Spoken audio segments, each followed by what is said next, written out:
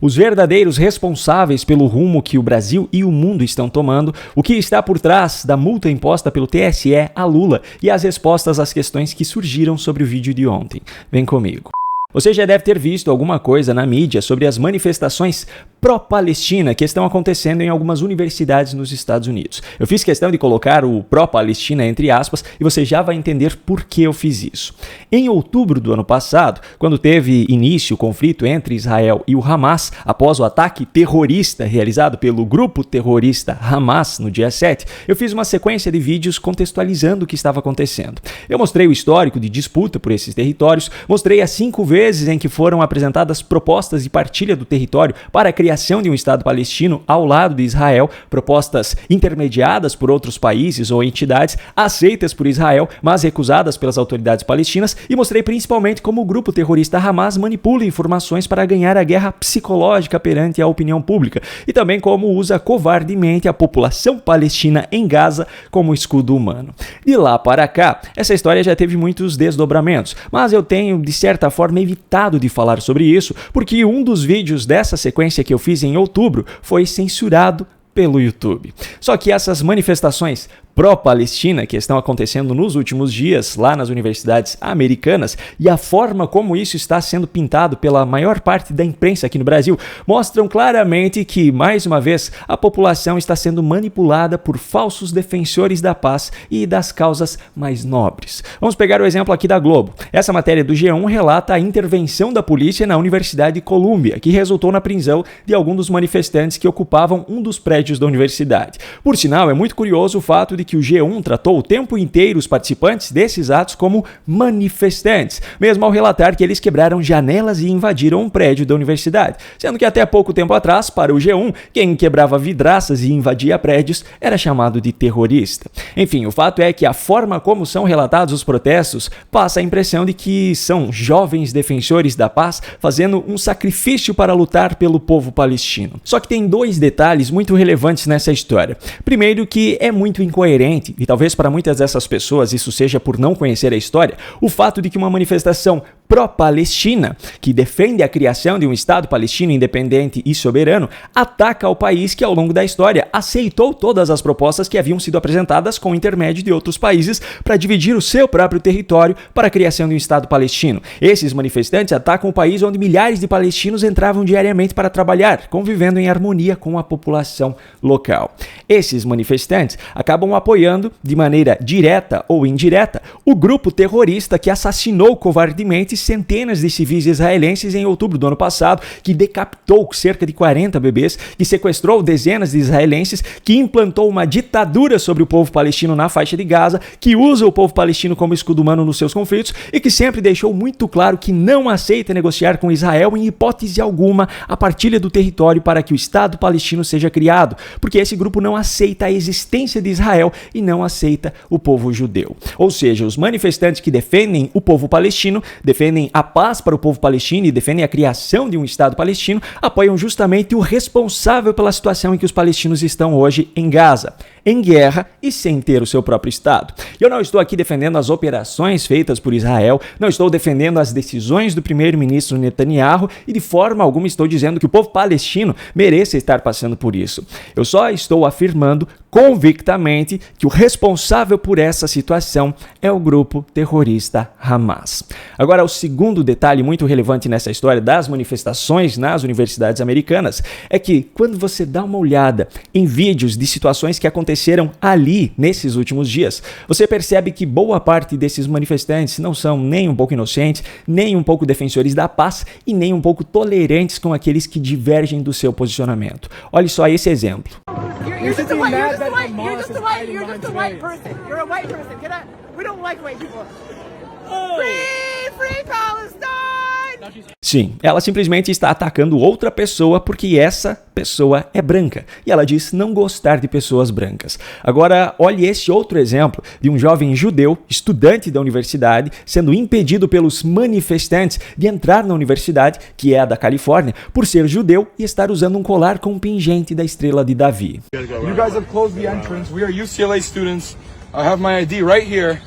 I'm being blocked off, not by the security guard, but by you two. You three. Oh, look, they're making their burger while I'm going this way. Excuse me. This is what they do. Everybody, look at this. Look at this. I'm a UCLA student. I deserve to go here. We pay tuition. This is our school. And they're not letting me walk in. My class is over there. I want to use that entrance. Why can't they go? Will you let me go in? This could be over in a second. Just let me and my friends go in to class. We're not engaging in that. Then you can move. Will you move? We're not engaging in that. Okay, we're going. We're going. I'm going in. I have my hands up. I'm not hurting them. I'm not hurting them. That's what they do. That's what they do, everybody. You guys are promoting aggression. You guys are promoting hate. We're UCLA students, we deserve to be there. Let's go.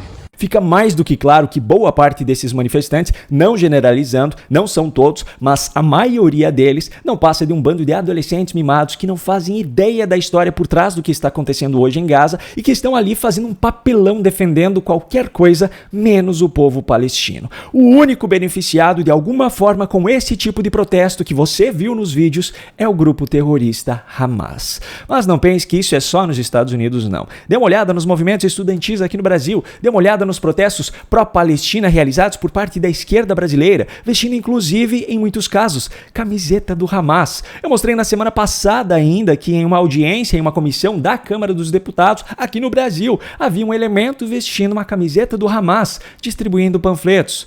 Para finalizar esse assunto, eu só quero dizer que são essas pessoas, esse tipo de manifestante, esses falsos defensores da paz e de causas nobres que fazem com que o Brasil e o mundo se perca a esperança na humanidade. Bandidos, corruptos, tiranos sempre existiram e sempre existirão, mas não são eles o problema. O problema são essas pessoas, esses falsos moralistas, pois sem o apoio deles, esses bandidos, corruptos, tiranos jamais chegariam ao poder. Vamos agora ao próximo assunto. O TSE multou nessa semana Lula em R$250 mil por conta de uma propaganda eleitoral dele em 2022 que fazia ataques a Bolsonaro. A condenação à multa foi estranhamente aprovada por unanimidade. Eu comentei sobre isso ao participar do Hora Notícia ontem à noite. É uma decisão insignificante para esse momento, Berenice. Como já colocou muito bem o Rony, são quase 2 anos depois e levando-se em conta, primeiro, que o valor dessa multa é insignificante para o Lula, perto do patrimônio dele, perto dos montantes que ele tem acesso hoje, e é uma multa também, é uma condenação insignificante em relação ao resultado da eleição. Por quê?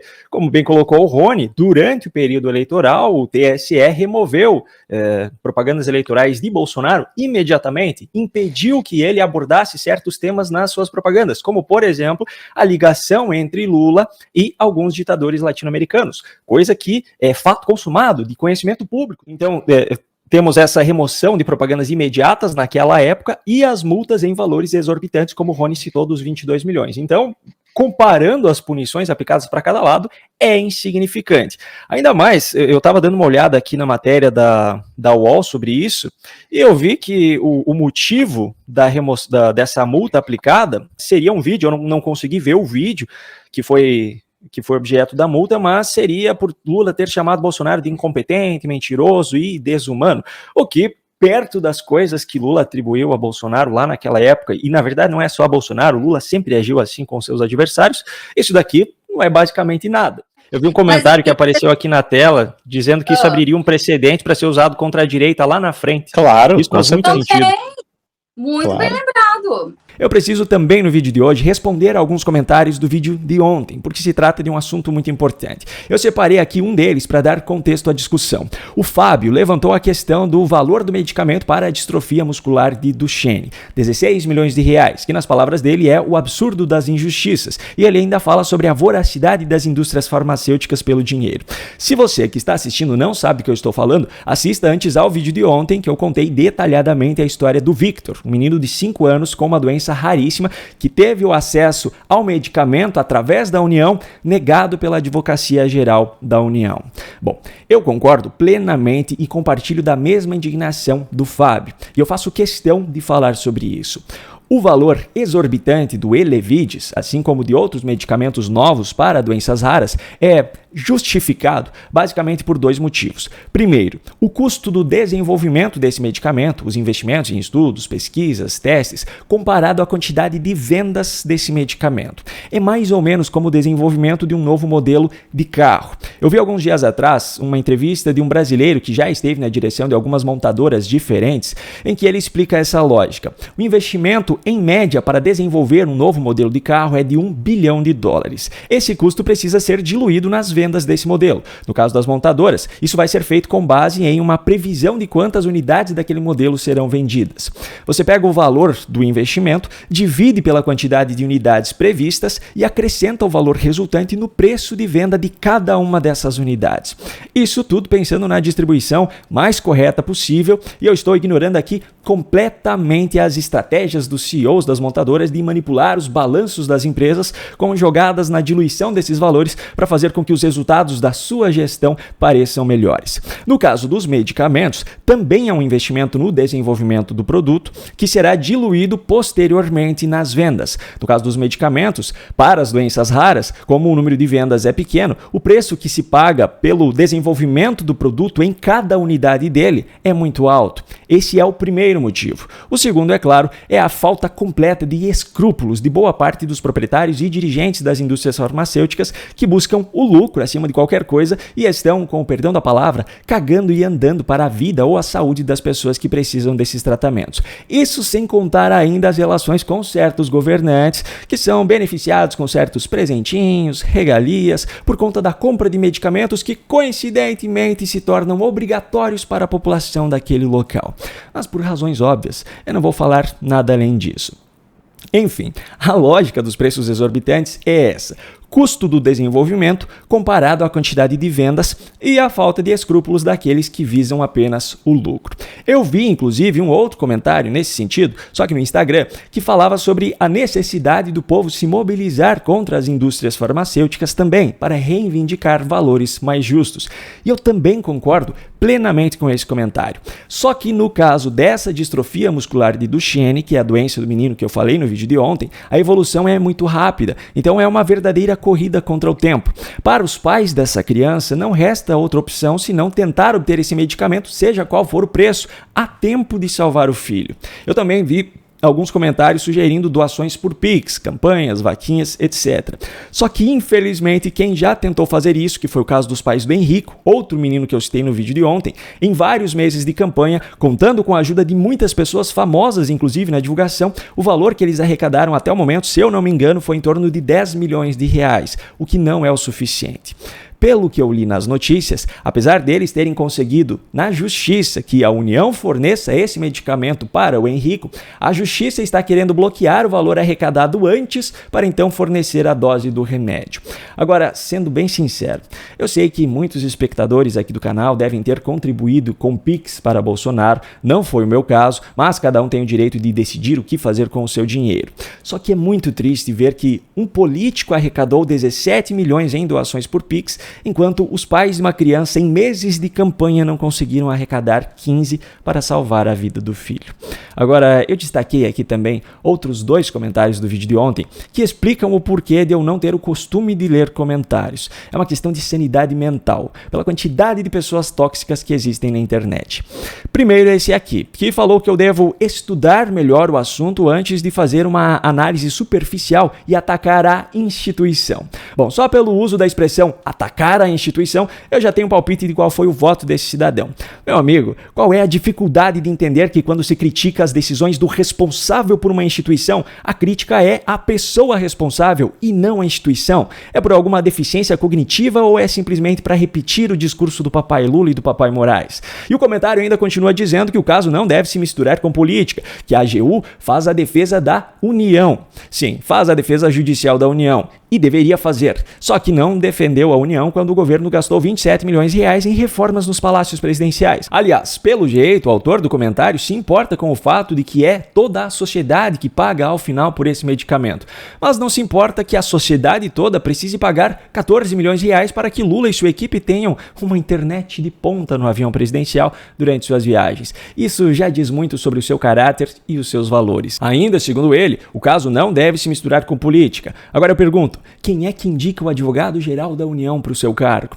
E pior, se a AGU não deve se misturar com política, me explique então por que Jorge Messias está sendo usado pelo governo, pelo fato de ser evangélico, como articulador político para aproximar o governo Lula da bancada evangélica no Congresso. Com essa mistura, você não se importa, Alex? Bom, já que o Alex falou que eu preciso estudar melhor o assunto, mas no canal dele eu não achei absolutamente nenhum conteúdo para aprender, eu deixo aqui então o desafio para que ele nos ensine. Pode ser aqui nos comentários desse vídeo mesmo. Eu faço questão de mostrar esses ensinamentos no vídeo de amanhã.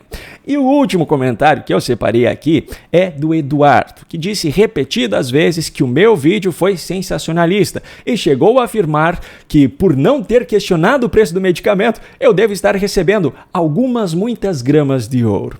Bom, eu sugiro que o Eduardo estude o artigo 138 do Código Penal, que fala sobre a calúnia, ou seja, imputar a alguém falsamente fato definido como crime. Creio que, descobrindo qual é a pena definida para esse crime, ele mude de ideia sobre o seu comentário. Me desculpem pelos desabafos, mas creio que tenha ficado claro o motivo de geralmente eu me abster da leitura dos comentários, não é mesmo?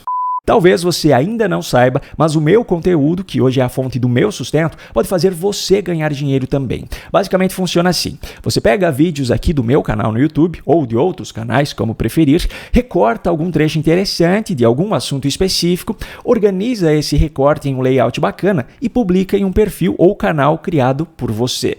Existem plataformas, como é o caso do YouTube e do TikTok também, que depois que uma conta atinge alguns pré-requisitos, passam a pagar por esses vídeos de acordo com o número de visualizações. Como essa conta será sua, a receita sobre esses vídeos irá para você. E o lado bom disso é que você não precisa se preocupar em produzir esse conteúdo. Eu já estou publicando os vídeos aqui no canal de segunda a sexta e estou autorizando você a usar esse conteúdo. O seu trabalho será, portanto, apenas recortar trechos específicos desses vídeos. Aqui na descrição do vídeo eu deixei um link de um curso barato, simples e objetivo que ensina passo a passo o que você precisa saber para fazer esses recortes. Desde as ferramentas que você vai utilizar para fazer isso, até a criação de contas nas plataformas que dão o melhor retorno. Se você quiser entender um pouco melhor do que eu estou falando e ver na prática os resultados que isso gera, é só olhar o meu perfil no Instagram, @paulobaltokoski, pois lá eu publico todos os dias recortes que eu extraio dos meus próprios vídeos aqui no YouTube. No canto da sua tela aparecerão agora recomendações de outros vídeos aqui do canal para que você os assista caso ainda não tenha feito. Se você gostou desse conteúdo e quer receber os novos vídeos aqui do canal, se inscreva e ative o sininho de notificações. Essa é a única forma de garantir que o YouTube entregará a você esses novos conteúdos. Um grande abraço e até o próximo vídeo.